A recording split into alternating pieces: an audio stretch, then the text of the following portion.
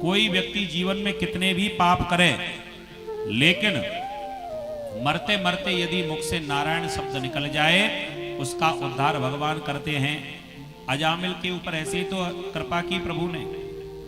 ये अजामिल था तो ब्राह्मण, लेकिन ब्राह्मण के कोई गुण इसके भीतर नहीं थे। वैश्या के संग में इसने विवाह किया, लेकिन संत के कहने से इसने अपने पुत्र का नाम नारायण रख दिया। और दिन भर इतना नारायण नारायण कहता है कि बेटा नारायण मेरे लिए भोजन ले आओ, बेटा नारायण मेरे लिए चटाई ले आओ, बेटा नारायण मेरे लिए तकिया ले आओ, बेटा नारायण मेरे लिए जल ले आओ। पूरा दिन इतना अभ्यास हो गया नारायण नारायण कहने का कि बुढ़ापे के समय जैसे यम के दूत आए पकड़ने को, सो मुंह से निकल गया, बेटा नारायण मुझे बचाओ। आंगन में जो बेटा खेल रहा था उसने तो नहीं सुना, लेकिन बैकुंठ में बैठे नारायण ने सुन लिया।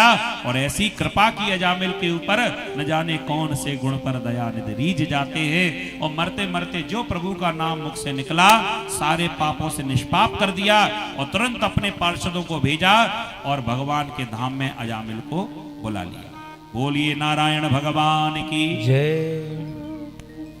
जब ये बात यमराज को पता चली तो यमराज ने जाकर भगवान से बात की, महाराज हमें लगता है कि आपसे कुछ गलती हो रही है। क्या? कह दिया, ये जो दुष्ट आपके शरण में आया है, आपके धाम में आया है, इसका स्थान यहां पर नहीं है। कहां पर है? कह दिया नरक में।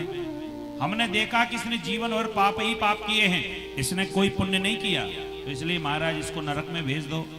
भगवान ने कहा, इसने मरते मरते मेरा नाम लिया है, और मेरा नाम जो भी लेगा उसका कल्याण तो मुझे करना ही पड़ेगा।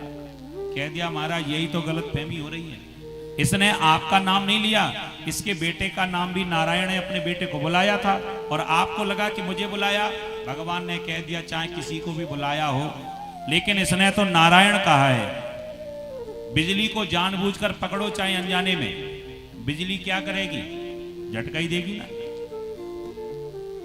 अग्नि को जानबूझकर पकड़ो चाहे अनजाने में, अग्नि क्या करेगी? जलाएगी ना। ऐसा तो नहीं कि जानबूझकर पकड़ो तो ना जलाए, अनजाने में पकड़ो अग्नि को तो जला दे। नहीं जी, चाहे जानकर पकड़ो तो भी वही, और अनजाने में पकड़ो तो भी वही कष्ट। इसलिए प्रभु का नाम चाहे जानबूझकर लो चाहे अनजाने में, मेरे नाम का तो केवल यही कारण है, जो भी नाम लेगा उसका उद्धार मुझे करना ही पड़ेगा।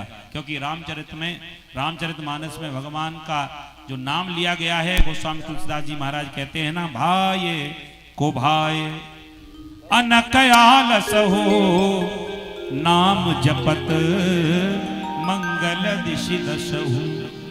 इसलिए मेरा नाम कोई कैसे भी लेगा, चाहे जानकर चाहे अनजाने में, चाहे भाव से चाहे कुभाव से, मेरे नाम का प्रभाव है उद्धार करना।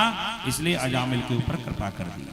बोलिए भक्तवत्सल भगवान की जय। प्रभु तो इतने दयालु हैं कि भगवान जब कृपा करते हैं तो भगवान ये भी नहीं देखते कि कुल क्या है, भगवान तो दैत्य कुल के बालक के ऊपर भी कृपा कर देते हैं।